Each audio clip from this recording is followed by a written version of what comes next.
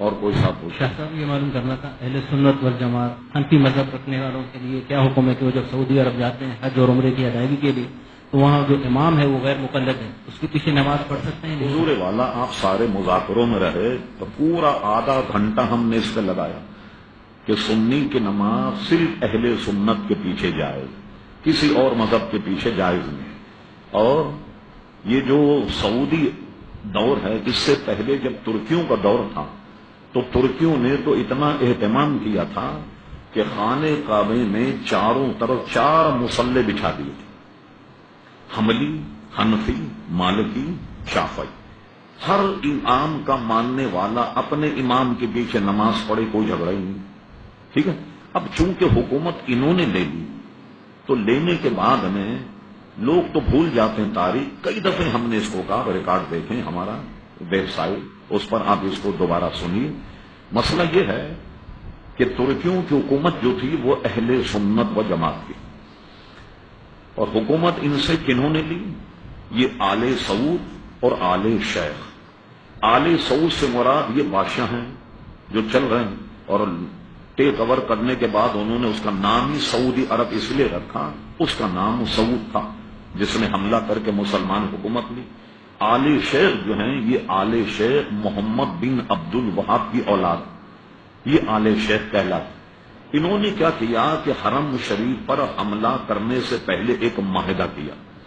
معاہدہ یہ ہوا کہ ہم مل کر کے کعبے پر اور مدینہ شریف پر حملہ کریں، جب ہماری حکومت بن جائے تو یہ ہمارا معاہدہ ہے کہ آل سعود تو ان کے ہاتھ بادشاہت ہوگی، حاکم یہ ہوں گے، اور آل شیخ جو ہیں ساری مذہبی معاملات کو یہ ڈیل کریں گے، ان کی قضات ہوگی، ان کے قاضی ہوں گے، امام ان کے ہوں گے، مدرسے ان کے ہوں گے، محدث ان کے ہوں گے، مفتی ان کے۔ یہ دونوں میں یہ معاہدہ ہوا، اور اس معاہدہ ہونے کے بعد انہوں نے مدینہ منورہ پر چڑھائی کی، مکہ مکرمہ پر چڑھائی کی۔ جو حضرات سعودی عرب میں کوئی بہت خاص عزیز ان کے رہتے ہیں اور ہوں باخبر، سعودی عرب نے چند سال پہلے اپنا 100 سالہ جشن منایا، 100 سالہ جشن۔ پوچھے جنہوں نے پروگرام دیکھا، عبدالعزیز، ملک عبدالعزیز کو حرم شریف میں گھوڑے پر بیٹھ کر تلوار سے لوگوں کو قتل کرتا ہوا دکھایا گیا۔ حرم شریف کیا یہودی آ گئے تھے حرم شریف میں؟ کون تھے جن کا قتل عام کیا؟ وہ سب سنی۔ مسجد نبوی کے امام کو مصلی پر تلوار سے ذبح کیا، اور صرف 200 حضرات نے مدینہ شریف پر حملہ کیا۔ میں سن 77 میں پہلی مرتبہ مدینہ شریف گیا، قطب مدینہ حضرت اللہ مولانا ضیاء الدین صاحب مدنی رحمت اللہ علیہ کے یہاں 40 دن رہا، معاملہ سنتا رہا، تو انہوں نے بتایا کہ صرف 200 آدمیوں نے حملہ کیا تھا مدینہ شریف، اور وہ اتنے پکے دیندار سنی تھے ترکی کہ جب انہوں نے حملہ کیا انہوں نے ہتھیار ڈال دیے، اور یہ کہہ کر ہتھیار ڈال دیے کہ حرم رسول میں ہم قتل نہیں کریں، خود قتل ہو گئے مگر انہوں نے دفاع نہیں کیا۔ یہی حال مکہ کا ہوا، اور انہیں حکومت لی، لوگ سب بھول جاتے ہیں۔ ہوا یہ کہ حکومت لینے کے بعد سب سے پہلا کام کیا کیا انہوں نے؟ یہ بات ہے 1925 کے بعد کی، 29 تک اور 30 تک ان کا آپریشن مکمل ہوا۔ جنت البقیع پر بلڈوزر چلائے، گیتی اور پھاوڑے سے جنت البقیع کے شاندار مزارات اکھیڑ کر پھینکا، اہل بیت کے مزارات اکھیڑ کر پھینکے۔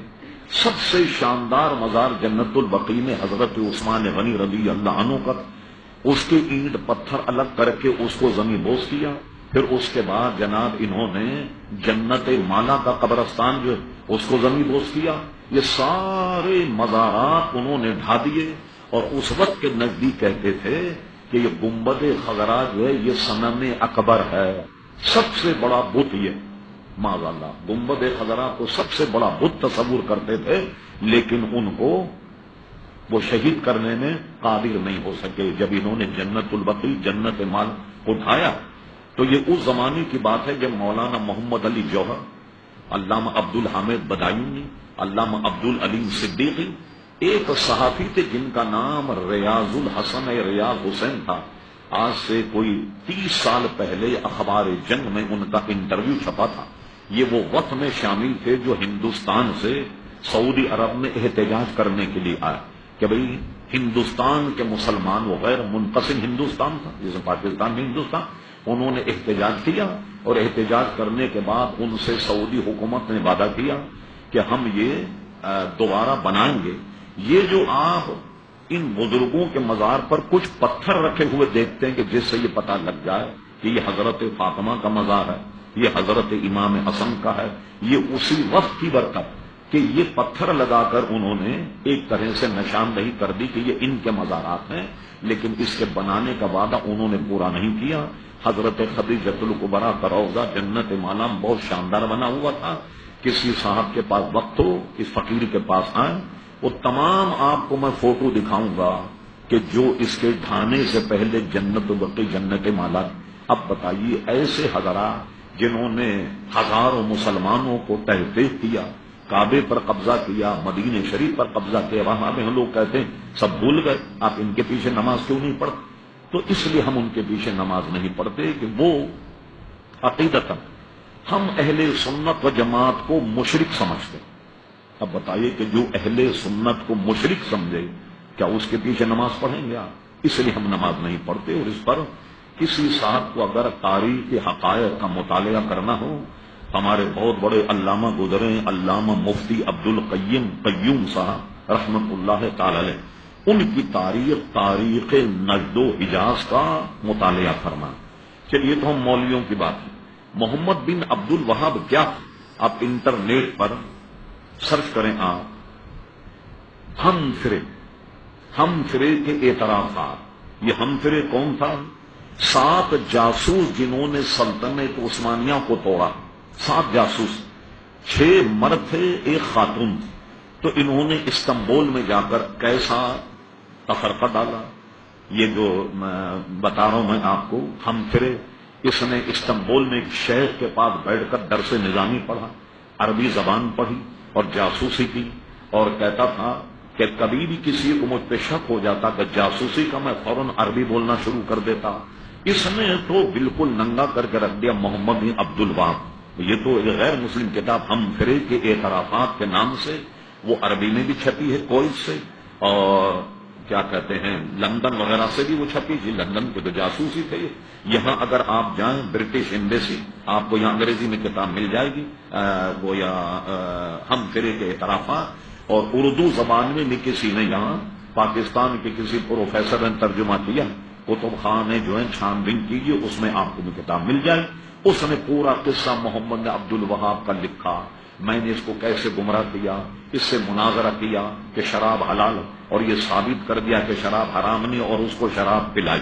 پھر اس کے بعد اس سے کہا کہ متا منسوخ نہیں ہوا، اور اس سے منافق عالم تو بن گیا تھا استنبول، اس سے مناظرہ کر کے اور کہا کہ متا جو ہے وہ منسوخ نہیں ہوا، اور برطانوی خاتون جو تھی جاسوس، اس سے اس کا متا کرایا، اور اس کے حسن و جمال نے اس کو ایسا پھانسا وہ نکل ہی نہیں پایا، اور اس کے بارے میں یہ کہہ کر ہوا بھری، بھائی تو اللہ کا بہت بڑا بندہ ہے، جیسے حضرت فاروق اعظم رضی اللہ عنہ ہے، اور اللہ تعالیٰ تو اس سے ایسا کوئی کام لے گا جیسا حضرت فاروق اعظم نے لے لیا۔ یہ تو انگریز مورخ کو پڑھنے بھائی، ہماری بات پر اعتماد نہ کریں۔ ہم فرے کے اعترافات یہ انٹرنیٹ پہ موجود ہے، کوئی سے جو کتاب چھپی اس میں تو ہم فرے نے محمد بن عبد الوہاب کا فوٹو بھی اس میں لگایا، فوجی وردی پہنا ہوا جیسے ہوتے تھے نا وہ خول وغیرہ فوجی لباس، اس نے فوٹو بھی دیا، اس کو بالکل ننگا کر کے رکھ دیا محمد بن عبد الوہاب۔ یہ ہے آل شیخ، اور وہ آل سعود، اس میں مسلمان سادہ لوگ یہ سمجھتا ہے کہ تو مقدس گھر ہے، اس میں جو امام ہوگا بڑا مقدس ہوگا، مسجد نبوی اس میں جو امام ہوگا مقدس ہوگا۔ ان کارناموں کی وجہ سے ہم لوگ ان کے پیچھے نماز نہیں پڑھتے۔ لمبا ہو گیا سوال، میں کئی دفعے اس کو بتا چکا ہوں، لہذا آپ انٹرنیٹ پہ اس کو ملاحظہ فرما لیں، یہاں پوچھیں گے تو وقت لگے گا، دوسرے سوالات رہ جائیں گے، جواب تو میں سب دوں گا آپ، لیکن وقت لگ جائے گا۔ اور آپ بتائیے۔